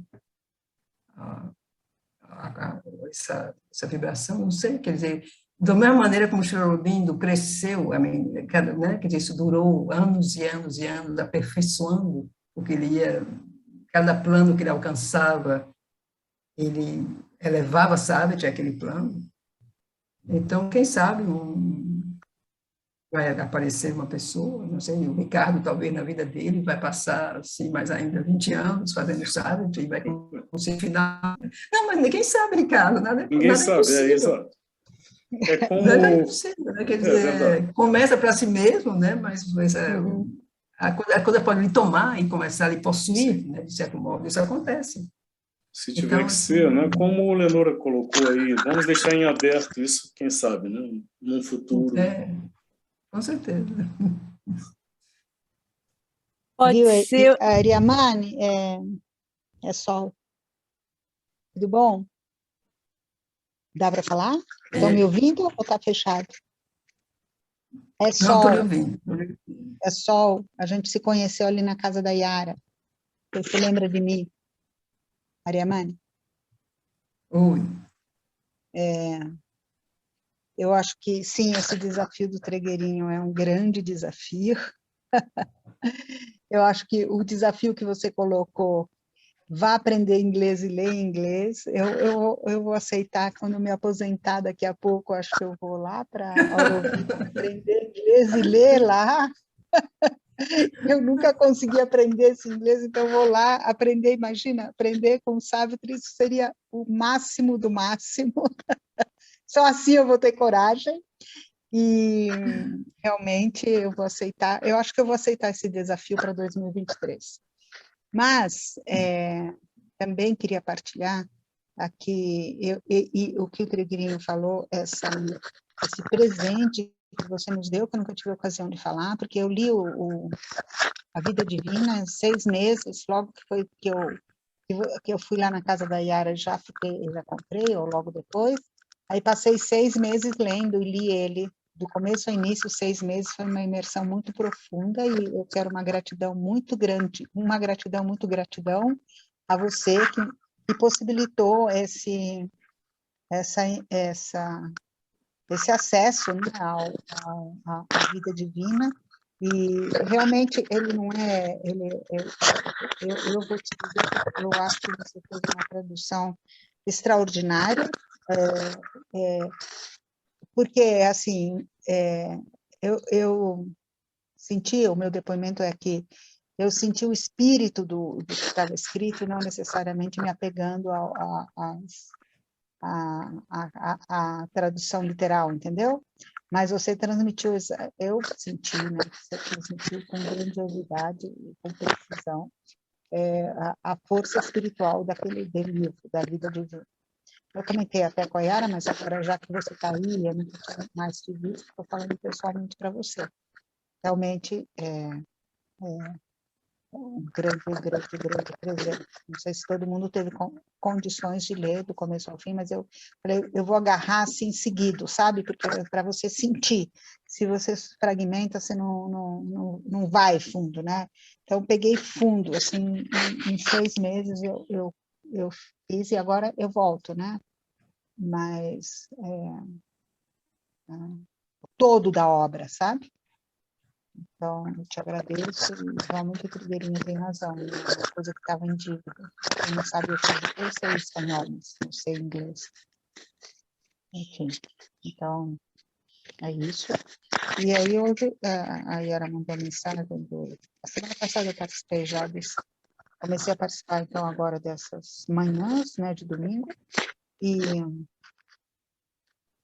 aí a Yara me falou que a gente ia começar o diálogo que nós vamos começar. Agora Eu não sei, assim, com relação a Savitri, ou não. com relação a Savitri, Uhum. Não sei se era com relação a Sartre ou... eu acho que é fã do meu domínio, de um certo modo. É como se... Não, está perfeito. Eu acho que a entrega que você já fez da eu prefiro, vale justamente, eu sinto mil que é mais dentro. encarnações. Já vale por 1000 encarnações. Eu que estou dizendo, né? Não tô... Mas eu acho que está mais dentro, digamos, das minhas capacidades, traduzir, digamos, a obra mais, como se pode dizer, mais metafísica, filosófica, histórica de Chirurubim. E nesse sentido, já estamos assim, para mim é um privilégio, um grande privilégio que me foi dado de poder fazer esse trabalho. E eu acho que é o que eu estou fazendo agora. E agora, então, você está traduzindo qual? Eu estou concluindo os ensaios sobre a Gita. Uhum. Eu imagino que talvez em 1 ano e meio, 2 anos, acho que a gente pode concluir. Estamos assim nas revisões, né, e nos detalhes, notas e essas coisas. E meu próximo projeto seriam cartas. Eu gostaria de publicar uma série de cartas de Chirurubim. E eu acho que isso é quer dizer, eu uso o Savage aqui no meu trabalho, digamos, de expressão aqui em Auroville, mas dentro desse contexto, quer dizer, no original e dentro desse contexto de cênico, né, que eu preparo. Uhum. Então, eu uso muito o Savage, mas traduzir é outra coisa. Quer dizer, eu acho É outra que coisa. Uhum. eu não sinto que eu tenho essa sensibilidade Essa para missão, né? poesia, para essa linguagem, eu acho que eu não tenho. Nesse sentido, por exemplo, eu imagino que Ricardo, ou pessoas assim, eles têm mais essa proximidade de identificação por natureza, que eu mesmo eu não sinto que eu tenho. Quer dizer, por exemplo, eu sou apaixonada pela vida divina, quer dizer, acho que a vida divina é mântrico também, só que é linguagem, né? Assim, mas assim, É diferente, e sabe, eu sei. esse amor, mas é como que mais distante de mim, né? Assim, que eu fico assim, olhando de baixo, assim, para cima. É outra, a linguagem é diferente mesmo. Dos trechos que eu vi traduzidos, é bem diferente a linguagem. Então, vamos confiar que alguém como o Ricardo, né, vai continuar e vai Isso. chegar a alguma coisa, né, Ricardo? Quem sabe? Ou se não, Ser faz possuído, uma... né? Oh, você é fantástico, Ricardo. Ser possuído por sábio, imagina. Uhum. Eu E me eu gostei também. lembrei... Conclua, Sal. Não, era só que eu li também o texto da semana passada do Gita, o que seria abordado aqui nas manhãs, o foco, né, sobre análise para o pensamento de Gita, como seria colocado, e eu achei extraordinário de trazer a essência mesmo de Gita. Então, eu achei extraordinário esse texto que vocês mandaram a semana passada. Não sei se todo mundo leu, mas eu achei um texto, 2, 3 páginas, assim, muito extraordinário. Porque eu já tentei ler várias traduções e não deu certo. Então, quando eu vi a reflexão sobre como seria essa tradução e tal, e como seria colocado, eu achei extraordinário. Só isso que eu queria comentar. Passar a minha percepção. Eu só queria, eu me lembrei enquanto conversávamos de uma experiência de uma audição de Sartre, uma leitura de Sartre feita pelo Rolf, um trecho mais extenso, num encontro da casa, e era tradução, e era Rolf lendo com uma força, uma identificação únicas, próprias dele.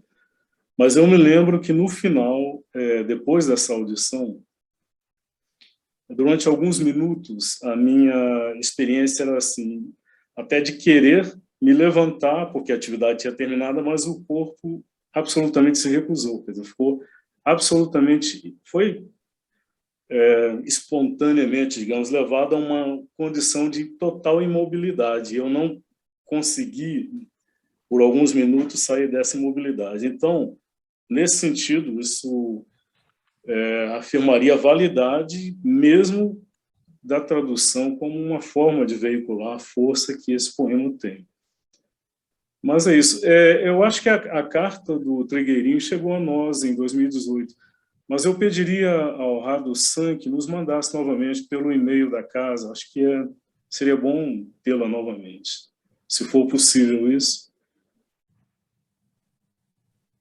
Não sei se ele está ainda presente aqui, mas Enviarei pediria. sim, com todo prazer. Eu enviarei hoje ainda. Tá, agradecemos então.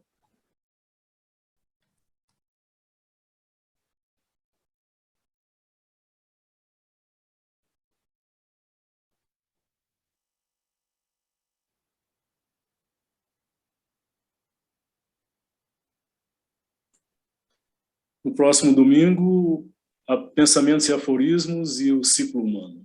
Prosseguimos.